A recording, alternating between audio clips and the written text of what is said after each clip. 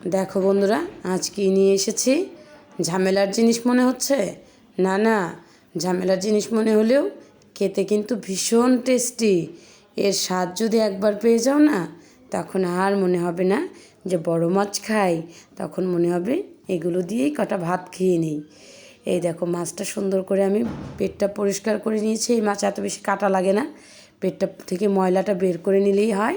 তারপরে ভালো করে ধুয়ে পরিষ্কার করে নিয়ে মাছের গায়ে পেঁয়াজ, নুন, লঙ্কা, কাঁচামরিচ, মানে হলুদ, তেল সব একবারে দিয়ে নিয়েছি, দেখলেই তোমরা। এবার একটু মানে হাত দিয়ে মেখে নেব। এটা হাত মাখা পোড়া পোড়া আর কি এটার নাম। এই দেখো মেখে নিচ্ছে আমি আলতোভাবে। যেহেতু আমি এক হাতে ফোনটা ধরেছি, তাই হচ্ছে কড়াইটা নড়ছিল, বুঝলে তো? জানোই তো দিদি এত পারে না। এই দেখো একটু মেখে ঝুঁকে একদম বসিয়ে দেব হাত ধোয়া জলটা দিয়ে। দেখতেই পাচ্ছ আমি একদম আস্তে আস্তে করে মাখাচ্ছি।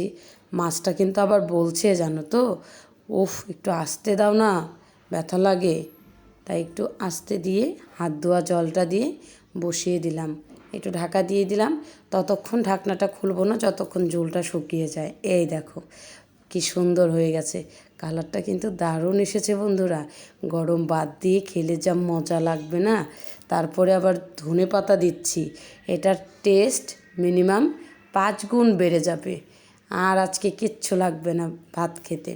এই দিয়েই এক থালা ভাত, সাবার একটা রান্না তখনই পরিপূর্ণ হয়, যখন সবাই খেয়ে তৃপ্ত হয় বা ভালো বলে, তাই না বন্ধুরা?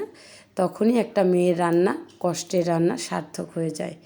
আর একটুখানি বাঁধাকপি ছিল, বাঁধাকপি করেছিলাম, তাই একটু গরম করে নিলাম। সবাই ভালো থাকবে।